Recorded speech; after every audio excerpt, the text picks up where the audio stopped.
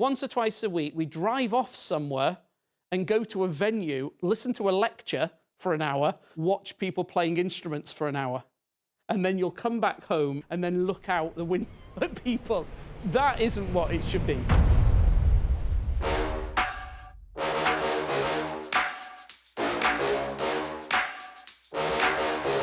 Hello, I'm Gary. Now, some people call me a very tall man. I've travelled to the UK to see the sights, to enjoy the delightful English weather, and to meet some wonderfully inspiring people.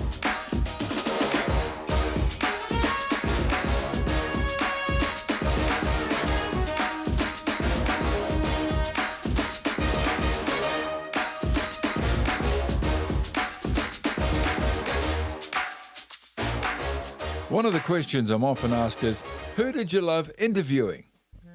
Oh, the Reverend Dr. Paul Blackham is certainly one of those, and today is the second part of my chat with him.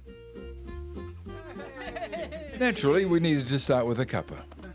It's good to see you again, Paul. How do you take your tea? Oh, that's a good colour of tea. I like it quite strong. So I used to have it weaker, but now I like it. That's perfect. I'll just put a little splash in, thank you. Lovely, look at that. When we chatted last on the program, Paul, we were talking about church and how you saw that. And I know that you've gone from being a theologian to being a church planter. How do you plant a church? Wow, that's a powerful question, because there's been a lot of change about that. Like over the past, let's just say 30 years, we have tried different ways of doing this and things. And I've noticed that like a lot of how church planting has been done in the modern time is using a lot of money, loads of paid staff, huge amounts of infrastructure to do that. To me, like that is, so usually there'll be a big church and using a lot of money and staff and things like that will create something like get a big venue, renovate it, do that sort of thing, and then that's how you do a church plant.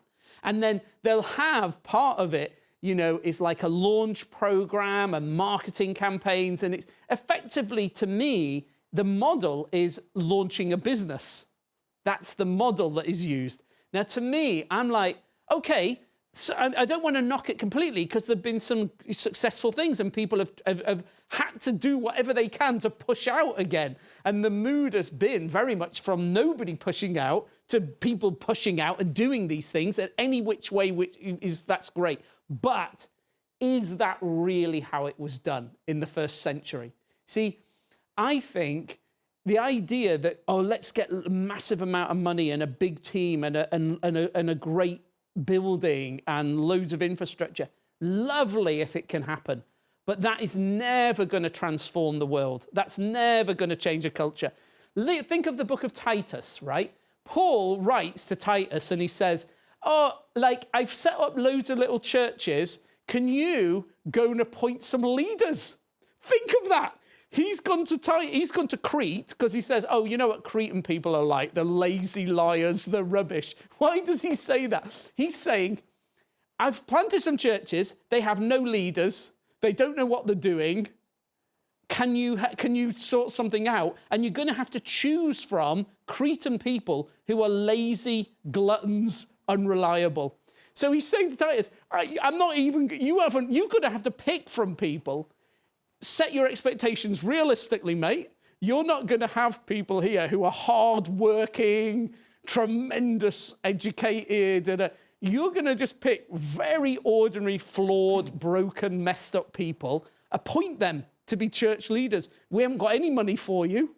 So they're going to have to do it part-time. The little setups, that is realistic. Oh, and I like the fact he says, they cannot be given to much alcohol. Meaning, they might be a little bit, but not too much. They can't be. See what I mean? Very realistic. So have you done that? Have you planted a church with people that reach that level of expectation? Yeah. See, to me, I love that, because then you can appoint people who could be quite new to the Christian faith and maybe don't have You know, like the idea, the people, I was talking to someone recently and they said, I'm thinking of doing a church plant, so I'm going to go away to Bible college and spend 3 or 4 years getting an advanced degree. And I'm like, why? If you honestly think the Lord's asking you to do a church plant, start next week. Just get on with it. What do you need?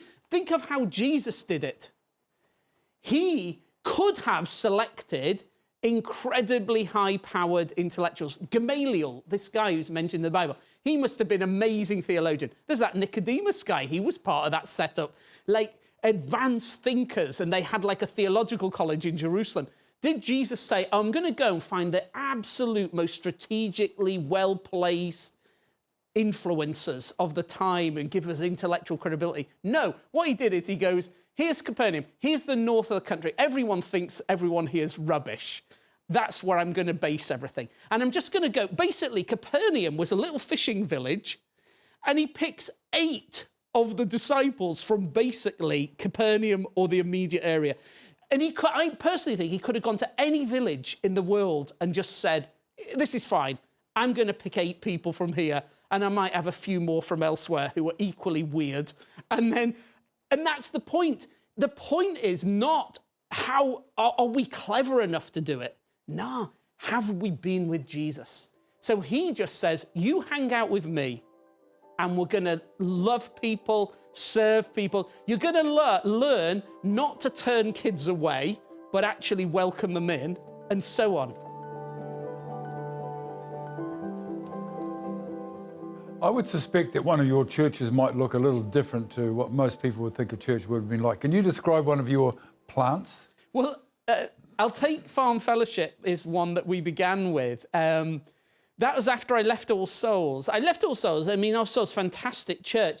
But we were wanting to think, let's see if we can experiment a bit by how could we reach people who never, ever would go to church, who hate the idea of church and things like that. Well, what we did with Farm Fellowship, there was...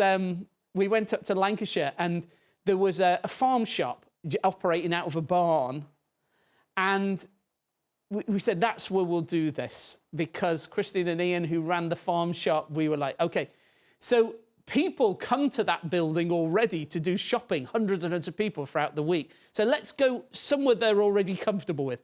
So on Sunday, we could clear a space and then just meet in a little barn sort of thing, and people would pass through all the fruit and veg and potatoes and things and come in, sit down. And then we wanted seats more like this and sofas and things that were just normal seating environment. That was one thing.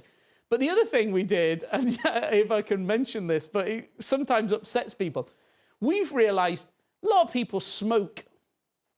So let's have a smoking break. In church. And so we did that. We had the first part of the service and then the meeting time. And then we always had coffee available. And we always said, don't wait for a coffee. If you want a coffee, just go get one. Anytime you want, that's available. But then we'd say, we'll have a smoking break now, because if a person's a smoker and they've been sat there for, say, 40, 45 minutes, all they're thinking about is, I need a smoke. So why torture them? And the idea, you see, you've got to say, let's have a 10, 15-minute smoking break, and then anyone can just pop outside, have a smoke, have a cup of tea, coffee, then we can chat. And what's good about that is it communicated something to people. And we insisted on calling it a smoking break, because if some people said, just call it a coffee break, because that way I don't like the idea that you're tolerating smoking. And I'm like, no, it's important we call it a smoking break, because people need to know it doesn't matter if they've got addictions and bad habits and all sorts of problems. They might be in debt. They might be addicted to things. They may be a smoker. They may not go to the gym. They might eat the wrong things. All sorts of... Doesn't matter. Doesn't matter. Come exactly as you are. And did they? Yeah. Like then, for the 6 years we did that until it was established and we trained someone up and handed that over. Joel does it now. Yeah, and we worked out there were like 400 people came, and the room was smaller than this one we're in. And so you could get like maybe 30, 35 people in the room max at any time. So people had to be moved on because we couldn't get them all in. You move them on, go somewhere. But that was what we did. We had all sorts of people. People, you know, who were very unconventional in their lifestyles. So did you have a praise and worship band? No, we didn't. We couldn't have that. We couldn't fit any of those sorts of things in. It was something like we sometimes just like had a TV and then we'd play some music, put some lyrics up and do the best we could with what we got. All the kind of like slick setup that other people had. We couldn't do any of that. And what was the aim? The aim is this. We said, what is church? Church is God's answer to all the world's problems. And we said, you come to church to learn how to be a human being. So that was our kind of slogan. It's this. You come to church to learn how to be a human being, learning from the only person who's really figured out what it means to be human, Jesus. So that was our total slogan that we said every week. So we're always saying, church is not like for eternal fire insurance only. It obviously does with that, obviously that. But it's everything in life. Like, how am I going to live today? How am I going to cope with debt, addictions, marriage breakdown? How is it that I can't stop looking at the wrong stuff on the internet? I can't cope with life other than by drinking several bottles of wine. I can't do... Yes, church, come exactly with all that stuff. Let's have it all out on the... Oh, and so what? Because you're like, how are you going to talk about things like that? Well, we always wanted to start with, like the Bible, especially Jesus, money, sex, power, violence. All his stories are about things like that. He's always talking about money, sex, power, violence. The prophets are. It's all in the Bible. But it's surprising how frequently those things are addressed head-on in church, like the churches that nobody thinks is relevant. Well, the reason they don't think they're relevant, they're not relevant, because those are the things Jesus deals with. So if you start with those things, you're putting them out on the table for discussion. Then, at the end of the service, we had the smoking break halfway through, then we'd have the sermon time, then we just eat together for an hour or two, always eat together. And then people are like ready to go, is it okay if I can share this? I can hear people saying, but were their lives changed? Oh, yeah. Okay, so come exactly as you are, but you will not remain as you are. And that was another one of our slogans. Come exactly as you are, but you won't remain as you are. You will be totally transformed because you'll listen to Jesus and you'll follow Jesus. But one of the things I think is important is what people do is they'll have someone attend who maybe is in a same-sex relationship or they dress very differently or whatever, and they'll go, I know what is the first issue this person needs to deal with in life. And I'm like, I don't. Like, and we never rush to go, it's obvious where they need to repent. It's never obvious.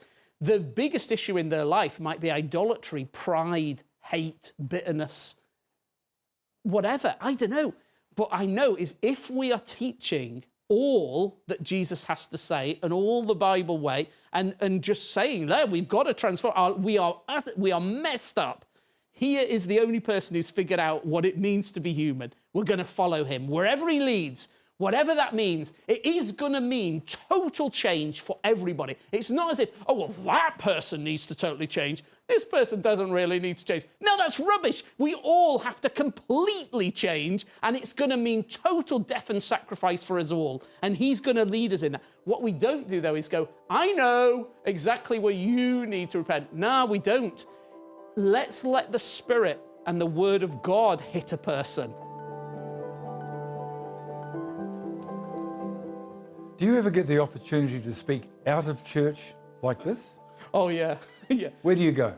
So over the years, there used to be a time when we were always at Speaker's Corner in central London where that's a free-for-all. That's a free-for-all. Anyone can just stand up and speak, and you've got comedians and Islamic preachers, very good, very, very sharp, some of those guys. There'd be some Christians, there'd be people advocating vegetarianism, communism, everything. So I've done lots of that. But also just on the street, we like just open the doors, chat to people on the street. Yeah. Was it different dealing with people on the street corner than arguing with theologians? Yeah. Okay. So I spent quite a lot of time in academic settings in my life. I've got the PhD and things like that, and I interact with that sort of thing. But to me, when I'm interacting with people at a high academic level, that for me is like a holiday. That's just for fun, and that's like, oh, okay. In that world, they're all playing the same game. And they're usually answering and asking the same sort of questions that have been answered and asked for hundreds of years. And there's you're like, oh yeah, here we go. It's that same sort of approach. And that's easy. It's easy. And you don't have to kind of think of how am I going to communicate this really well and relevantly. In fact, to them, the academics, it's best if it isn't relevant or easy to understand. They enjoy it better that way. So that to me is what I do to relax. But this, when you're engaging with, say, let's take Muslim people. For 30 years, we've engaged with Muslim people. We love them dearly. They ask me questions that are hard, and they're not questions that I'm, like, they'll ask questions like, explain the Trinity. This God, your God, you claim, is human, and there's three of them. And yet you also believe there's one God. You believe your God came down, ate things, went to the toilet, was tired, died. Your God, you say, came down and prays to God. How can God pray to God? What about this verse? What about this verse? What about those are the questions that to me are much more demanding. So did you ever get to a point where someone asked you something and you didn't know the answer? Yeah, I love that. See, I don't have that experience when I'm in the academic world because I'm like, oh yeah, I know, here we go.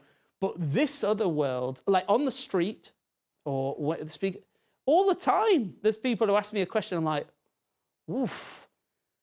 If I'm going to answer that honestly and listen to them honestly and take them seriously, I have to be honest with them and say, I don't know how to answer that. Can you come back next week? Or I'll be back next week. Let me have a chance to really think about that because I genuinely don't know what to say. Paul, I think for the last 20 minutes or so, I felt like I've been going down a motorway in a convertible with the roof back and my hair's all over the place. Can I just sort of ask you for a minute to an ordinary person like us, we live at home in a suburb, we've got neighbours, it's just an average suburb. How do I live out my Christian life in a way that is going to be meaningful amidst everything that is happening? How do I do that? Yeah, great question. I think the first thing that often happens is you might be there on a street and you've got your neighbours and you're looking like that.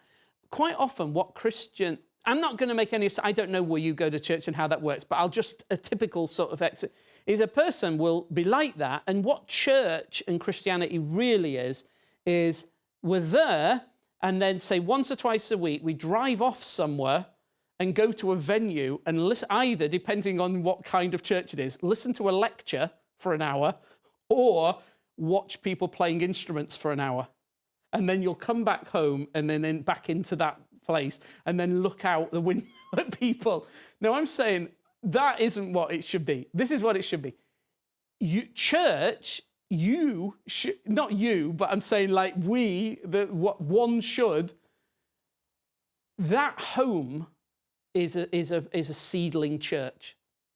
And that should be a little church right there. And you could probably fit 20, 30 people in there somehow. That is a seedling church.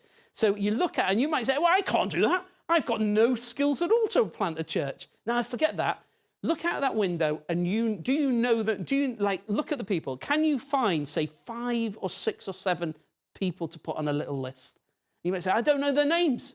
Okay, just put that lady who always has an umbrella, that lady with the little white dog, that guy who always sets off at 8 a.m. and he's got a briefcase, that kid, do you know what I mean? You could just do that and then you pray for them. You go, living God, you've put me right here in this neighborhood for the sole purpose that these people can learn how to be human from Jesus. Right, let's do this. And you say, let's do this. Every day is an adventure with Jesus and today it starts. And then you pray for them. The next step, and you might say, well, I can't go any further than that. Yeah, you can. Next step, do you know their names? That's the next step. Can I talk to them? Next step. step by step by step. Can I have a coffee with them? Chat to them. Let's have a barbecue. Invite them round. And then you go, hey, listen, we're going to have a look at the Bible running up to, say, Christmas. We're going to have a look at the birthday. Do you want to pop round and we'll just have a look at that together? However it is. And then you incrementally find the Lord's with you. The Spirit's going to be into this.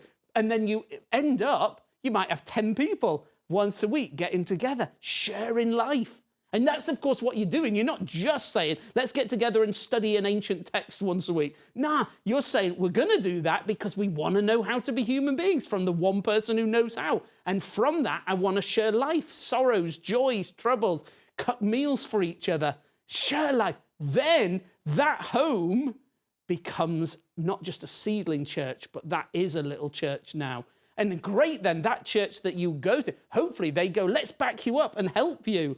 And suddenly, the church that might have been in a parish or neighbourhood, and there might have been a neighbourhood of 10,000 people, but that one big church may have had 100, 200 people. That's rubbish.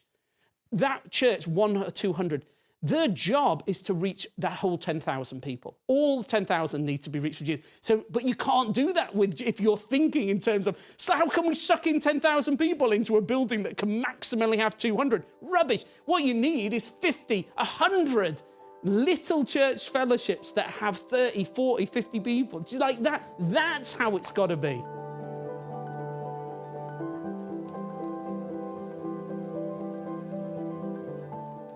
Looking forward, are you optimistic, are you hopeful, or are you fearful? I'm much more optimistic than I was even like 5 years ago, 10 years ago, because what I find is that like this living God is on the move. And every day I think it's a new adventure with Jesus on planet Earth. That's how I begin every day. Richard Buse taught me to do that, and I do that.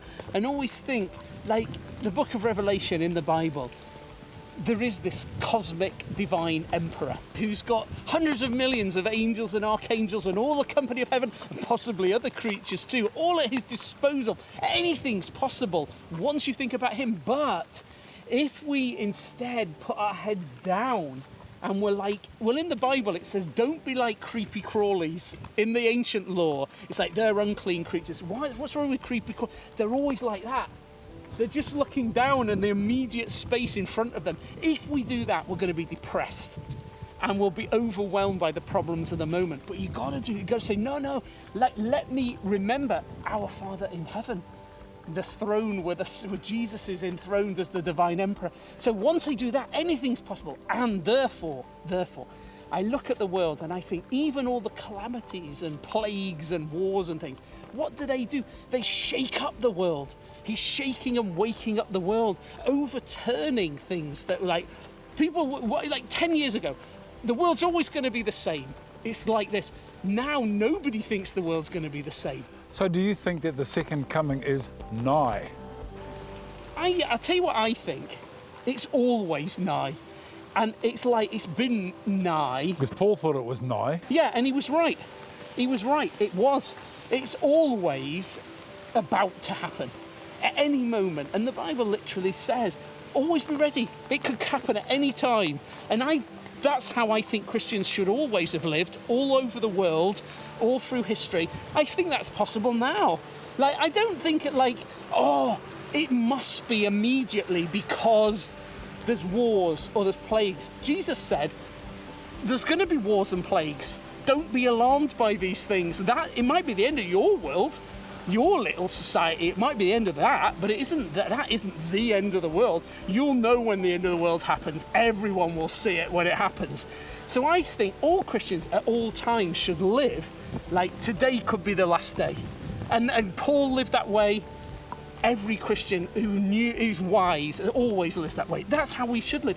But it's always that sense of, once you live like this with him in mind, anything's possible. And instead of like trying to prop up institutions and structures that have no future, they haven't worked, they're not working now, forget them. Let's do things differently. Let's just trust him that the way he showed us, the way he showed those disciples, that's the way to do it. Crazy things. Forget about being credible, believable, safe. We can't be safe. Maybe we'll say things that everyone in the world around us is like, that's madness, that's foolish. I love it when the world thinks like that. We're saying things that are mad enough to make people upset. It's terrible. I always say, if we're sharing this message and the people that hear us go, yeah, I agree with that. That makes a lot of sense. That fits with the world as I see it. That's a disaster. We should be saying things. There's a theologian who lived like 100 years ago, and he said, if we want to test to know if we've really spoken truly about Jesus, ask ourselves this question: have we upset people at the most sensitive spot? Because if we haven't, we've failed.